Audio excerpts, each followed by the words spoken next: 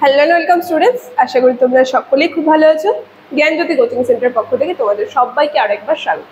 তো আমি মীরা ম্যাম, আমি আজ তোমরা যারা যারা এসকেভিউ ইউনিভার্সিটি আন্ডারে পড়ছো, তোমাদের থার্ড সেমিস্টার মেজর 3 যে পেপার রয়েছে সেখান থেকে কিন্তু আমি বেশ কিছুদিন ধরে তোমাদেরকে ক্লাস করাচ্ছি। তোমাদের সিলেবাসের মধ্যে যে যে বিষয়গুলো রয়েছে সব কিন্তু ডিটেলসে করাচ্ছি, প্রত্যেকটা ক্লাস আমি পার্ট পার্ট ধরে ধরে, ঠিক আছে? তো এর আগে আমি ক্লাস করেছি। আজকে যে তোমাদের এই সিলেবাস ভিত্তিক যে টপিকটি নিয়ে আমি আলোচনা করব সেটা হচ্ছে হেমচন্দ্র বন্দ্যোপাধ্যায়ের অবদান আখ্যান কাব্য যে রয়েছে। তোমরা দেখবে তোমাদের সিলেবাসের মধ্যে আখ্যান কাব্য এবং মহাকাব্যে বিভিন্ন যে কবিরা রয়েছে তাদের অবদান সম্পর্কে বলেছে। তো এই যে হেমচন্দ্র বন্দ্যোপাধ্যায় তার সম্পর্কে কিন্তু আমি আজ আলোচনা করব। আলোচনাটি শুরু করার পূর্বে বা ক্লাসটি শুরু করার আগে তোমাদের সঙ্গে একটা খুবই গুরুত্বপূর্ণ ইনফরমেশন আগে আমি জানিয়ে দিয়ে যাই। তোমরা যারা যারা ভাবছো আমাদের সঙ্গে এই সেমিস্টারে অনলাইন ক্লাসে বা নোটসের জন্য যোগাযোগ করবে বা যুক্ত হবে, তাদেরকে বলে দিই আমাদের সঙ্গে যোগাযোগ করতে হলে দেখো এখানে দুটি নাম্বার দেখতে পাচ্ছ। এই নাম্বার দুটি হচ্ছে আমাদের জ্ঞানজ্যোতি কোচিং সেন্টারের অফিসিয়াল হেল্পলাইন নাম্বার। যে কোনো একটি নাম্বারের সঙ্গে যোগাযোগ করে কিন্তু তোমরা আমাদের সঙ্গে যুক্ত হয়ে যেতে পারবে। আর তার সঙ্গে তোমাদের এই সেমিস্টারের কোর্স ফি কি রাখা হয়েছে সেটাও বলে দিচ্ছি। এসকেভিউ আন্ডারে যারা যারা পড়ছো থার্ড সেমে তোমাদের কোর্স ফি রাখা হয়েছে 599, ঠিক আছে? যারা যারা ভাবছো আমাদের সঙ্গে যোগাযোগ করবে খুব তাড়াতাড়ি নাম্বার দুটির মধ্যে যে কোনো একটি নাম্বারের সঙ্গে যোগাযোগ করে আমাদের সঙ্গে যুক্ত হয়েছে। দেখো আলোচনায় চলে যাচ্ছি আমি।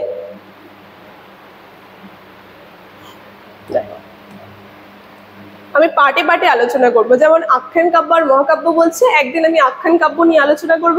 আর এর পরের ক্লাসে এই যে মহাকাব্য যে রয়েছে এই মহাকাব্যে হেমচন্দ্রের যে অবদান রয়েছে সেই সম্পর্কে নিয়ে আলোচনা করব, ঠিক আছে? তো আজকে আখ্যান কাব্যে চলে যাই। কি বলছে? বাংলা গদ্য সাহিত্য বিকাশে এখানে একটু ঠিক করে নেবে, ঠিক আছে? দাঁড়া, এই জায়গাটা তোমরা একটু ঠিক করে নেবে। এখানে হবে বাংলা গদ্য সাহিত্য বিকাশে হেমচন্দ্র, ঠিক আছে? হেমচন্দ্রের যে অবদান রয়েছে সেই সম্পর্কে কিন্তু আমি তোমাদের সঙ্গে আলোচনা করবো। যেমন একটু দেখে না, আগের স্লাইডে কিন্তু আমি বলে দিয়েছি হেমচন্দ্র বন্দ্যোপাধ্যায় যে রয়েছে তার অবদান সম্পর্কে আলোচনা করবো। এখানে একটু টাইপিং মিস্টেক হয়েছে, তোমরা ঠিক করে নেবে। হেমচন্দ্র বন্দ্যোপাধ্যায়ের অবদান দেখো কি বলছে, যে আমরা দেখব আখ্যান কাব্যের সূচনায় হেমচন্দ্রকে বাংলা আখ্যান কাব্যের অগ্রদূত বলা হচ্ছে। আমরা দেখব আখ্যান কাব্য যে রয়েছে এখানের অগ্রদূত হিসেবে কিন্তু হেমচন্দ্র বন্দ্যোপাধ্যায়কে ধরা হয়েছে। কি বলছে? তার কাব্যে পৌরাণিক উপাখ্যানকে আধুনিক মনন, দেশপ্রেম এবং নৈতিক চেতনার সঙ্গে মিলিয়ে নতুন রূপ দেওয়া হয়েছে, ঠিক আছে? আমরা দেখব এই যে আখ্যান কাব্য, তিনি যে সমস্ত আখ্যান কাব্যগুলি লিখেছেন তার কাব্যকে কেন্দ্র করে তিনি আর কি একটা পৌরাণিক যে উপাখ্যান রয়েছে সেটা কিন্তু আধুনিক মনন আর দেশপ্রেম এবং নৈতিক চেতনার সঙ্গে মিলিয়ে কিন্তু তার কাব্যগুলি তিনি রচনা করেছেন। পরে কি বলছে? প্রধান প্রধান তার যে আখ্যান কাব্য রয়েছে সেই সম্পর্কে আমি একটু আলোচনা করে নিই ছোট ছোট করে। আমরা দেখব বৃত্ত সংহার। কি বলছে এখানে? যেটা 1875 সালে তিনি লিখেছেন এই আখ্যান কাব্যটি। এর মধ্যে আমরা দেখব বাংলা সাহিত্যের প্রথম সার্থক মহাকাব্য। এই যে এই মহাকাব্য যে রয়েছে এটাকে সার্থক মহাকাব্য কিন্তু বলা হয়। কি বলছে? এতে ইন্দ্রবৃত্ত যুদ্ধে পৌরাণিক কাহিনী অবলম্বনে জাতীয় চেতনা এবং মানবতার বাণী প্রতিফলিত কিন্তু হয়েছে। আমরা দেখবো এই যে ইন্দ্রের বৃত্তের যে যুদ্ধ রয়েছে, পৌরাণিক যে কাহিনীগুলো রয়েছে সেটাকে অবলম্বন করে জাতীয় চেতনা আর কি বলেছে মানবতার যে বাণী সেটা কিন্তু প্রতিফলিত করেছে তার এই কাব্যটির মধ্যে। দেখো পরে কি বলছে, আরেকটা কাব্য রয়েছে যেটা হচ্ছে ভারত সঙ্গীত। এই আখ্যান আঙ্গিকে রচিত দেশপ্রেমমূলক কাব্য। আমরা দেখবো এই যে কাব্যটি তিনি যে লিখেছেন ভারত সঙ্গীত কাব্য, এই কাব্যটি হচ্ছে একটা দেশপ্রেমমূলক কাব্য। কি বলছে? যে ভারতের অতীত গৌরব এবং ঐতিহ্য ও স্বাধীনতার আকাঙ্ক্ষা এতে প্রকাশ পেয়েছে। ভারতের যে একটা স্বাধীনতা এবং ঐতিহ্য যে রয়েছে সেই সমস্ত বিষয় কিন্তু এই গ্রন্থটি যে রয়েছে এই কাব্যটি যে রয়েছে এর মধ্যে কিন্তু প্রকাশ পেয়েছে, আমরা তা দেখতে পারবো। মানে সংক্ষিপ্ত আকারে তার যে আখ্যান কাব্যগুলি রয়েছে সেই সম্পর্কে কিন্তু আমি আলোচনা করে তোমাদের একটু কনসেপ্টটা বুঝিয়ে দিচ্ছি, ঠিক আছে? পরে কি বলেছে?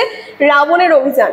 আমরা এখানে দেখবো এই কাব্যটি যে তিনি লিখেছেন এর মধ্যে পৌরাণিক কাহিনীকে নতুন ব্যাখ্যা দিয়ে আখ্যান কাব্যের বৈচিত্র্য বৃদ্ধি তিনি করেছেন। তার সঙ্গে দেখো আরো রয়েছে কি বলছে, যে কাব্যশৈলী ও ভাষা আমরা দেখবো তিনি যে সমস্ত আখ্যান কাব্যগুলি লিখেছেন তার মধ্যে কি বলছে, আখ্যান কাব্যে তিনি ধ্রুপদী ধ্রুপদী যে গাম্ভীর্য রয়েছে সেটাকে রেখে সহজ এবং পরিশীলতার ভাষা ব্যবহার করেছেন। আর ছন্দ অলঙ্কারের দক্ষতার ফলে আখ্যান কাব্যের শাস্ত্রীয় মর্যাদা যে রয়েছে সেটা কিন্তু বৃদ্ধি পেয়েছে। মানে তিনি এত সুন্দরভাবে তার এই আর কি আখ্যান কাব্যের মধ্যে ছন্দ আর অলঙ্কারে ব্যবহার করেছেন, যার ফলে শাস্ত্রীয় যে মর্যাদা রয়েছে সেটা কিন্তু বৃদ্ধি পেয়েছে তার এই কাব্যগুলির মাধ্যমে। তার সঙ্গে আমরা দেখবো তিনি যে সমস্ত আখ্যান কাব্যগুলি লিখেছেন সেই আখ্যান কাব্যের মধ্যে পরের পয়েন্টটা বলছে দেশপ্রেম এবং নৈতিকতা। কি বলছে, তার আখ্যান কাব্যের মধ্যে শুধুমাত্র পৌরাণিক কাহিনী যে রয়েছে সেই বিষয় সম্পর্কে নয়, তার সঙ্গে সমকালীন জাতীয়তাবাদী চেতনা এবং নৈতিক আদর্শের প্রকাশ পেয়েছে। এতে পাঠকদের মধ্যে জাতীয় গৌরব এবং উদ্দীপনা কিন্তু জেগেছে।